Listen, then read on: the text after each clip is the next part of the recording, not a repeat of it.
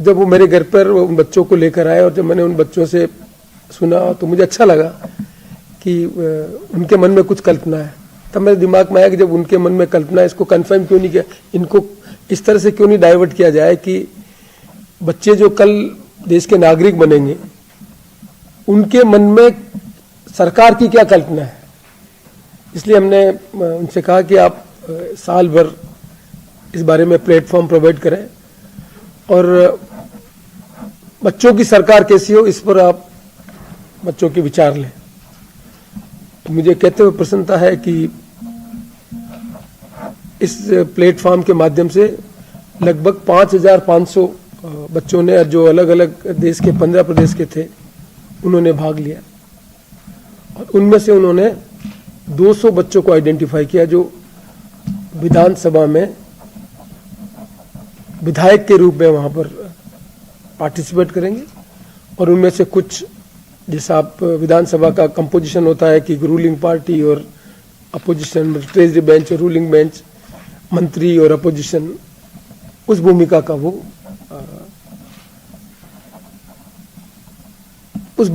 निर्वहन करते हुए जो उनके वीडियोस थे,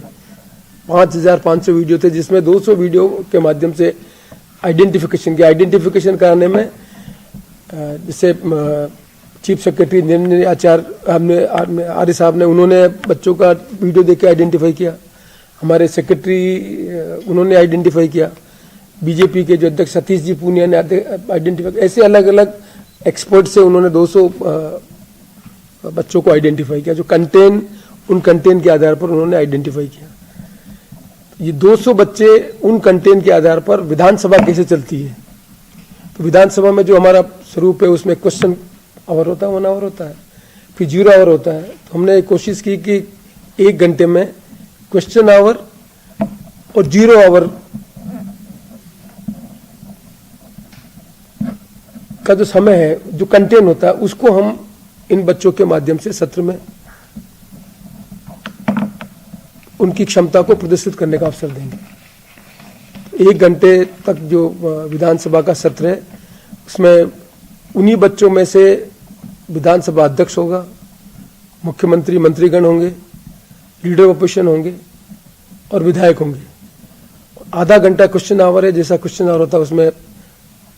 जो विधायक की भूमिका का जो सदस्य कर रहे हैं वो प्रश्न पूछेंगे, मंत्री की जो भूमिका वो जवाब देंगे और उसके बाद स्थगन प्रस्ताव पर, और अंत में 295 जो एक अपनी समस्याओं को विधानसभा में रखने का मीडिया है उसका वो उपयोग करेंगे। तो कुल मिलाकर ये 1 घंटे का सत्र चलेगा। इस सत्र के पीछे जो मंशा है वो है कि मैं फॉरेन में टूर करने गया था, तब लोकल सेल्फ गवर्नमेंट की एक जगह पर जब हम इंटरेक्ट कर रहे थे तो उनमें एक बच्चा बैठा हुआ था। हमने पूछा कि भाई ये सदस्य किस रूप में बैठे, तो उन्होंने कहा कि हमारे यहाँ है कि बच्चों की जो समस्या है उसको रिप्रेजेंट करने के लिए एक बच्चा उनका रिप्रेजेंटेटिव होता। जैसे स्कूल में बस कहाँ खड़ी होनी चाहिए, बस सही समय पर आ रही कि नहीं आ रही है। जैसे हमारे यहाँ आपने देखा होगा कि स्कूल जो है वहाँ पर बसें आके खड़ी होती है, जो प्राइवेट उनको लेने वाले वो टेम्पो वो खड़े रहते हैं, जिनके पिता के पास गाड़ी है वो खड़े रहते हैं। अब ये समस्या, इस समस्या के बारे में ध्यान कौन आकर्षण करेगा, उस ध्यान में बच्चे का क्या फीलिंग है वो एक्सप्रेस करने का मुझे वहाँ पहली बार अवसर मिला देखने का कि उन्होंने इस तरह का स्थान एक बच्चे को दे रखा प्रतिनिधि के रूप में। तो मैंने मन में कल्पना है कि जब देश आज़ाद हुआ तो देश आज़ाद के समय हमने कल्पना की कि हम देश का निर्माण कैसे करेंगे और उसी आधार पर संविधान सभा ने संविधान बनाया। तो आज की जो पीढ़ी है, जिस पीढ़ी को 18 महीने तक महामारी में अपने घर पे रहना पड़ा, जिसमें पहली बार बिना क्लासरूम के टीचिंग हुई, कभी किसने कल्पना ही नहीं की थी कि टीचिंग का मतलब यह है कि बिना क्लासरूम, ब्लैक बोर्ड, बिना अध्यापक, बिना अपने साथियों के साथ बैठकर पढ़ाई करें और ऑनलाइन पढ़ने का अवसर मिला और उनको सारी एक्टिविटी से डिप्राइव कर दिया। उन बच्चों की जो ये भावना है, उनकी जो ये जो स्थितियां बनी, उससे उनकी क्या मानसिकता है जो सरकार में एड्रेस की जानी चाहिए।